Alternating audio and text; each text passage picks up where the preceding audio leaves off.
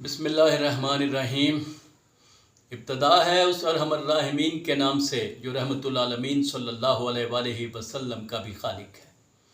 दुरूद व सलाम मोहम्मद वाले मोहम्मद अलैहिमुस्सलाम पर। मैं हूँ सैयद आमिर जाफ़री। मेरी एक तजवीज़ है कि आप हमारी वीडियोस औखे सौखे, यार आसानी से नहीं तो औखे सौखे हो के एक बार देख लें और फिर फ़ैसला करें कि हमारी हौसला अफजाई करनी चाहिए या नहीं। ये ज़रूर कीजिएगा। मेरे इज़्ज़त नाज़रीन, आज की वीडियो उन बहन भाइयों के लिए है जिनका अपना घर नहीं या जो घर बदलना चाहते हैं। दुआ है कि रब्बुल इज़्ज़त अपने घर के सदके सब बेघर बहन भाइयों को अपने घर अता करे।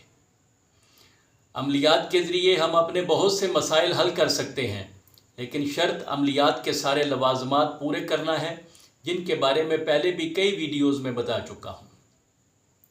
वो सारे लवाज़मात बजा लाएँ और खुलूस, तवज्जो और इनकिसारी से फ़जर की नमाज के बाद 14 मरतबा दुरूद पढ़ें और अपने घर के हसूल की दुआ और नियत करें। इसके बाद सूरह मोमिनून की आयत नंबर 29 वकुर रब्बी अनज़िलनी मुनज़लम मुबारकम व अंता खैरुल मुनज़िलीन, इस आयत की अपने नाम के आदाद के मुताबिक तिलावत करें और तिलावत के बाद आजिज़ी से अपने घर के लिए दुआ करें और 14 बार दुरूद पढ़ लें। अगर नाम के आदाद ज़्यादा हों तो आप अव्वल आखिर दुरूद के साथ 70 बार इस आयत के विर्द का मामूल बना लें।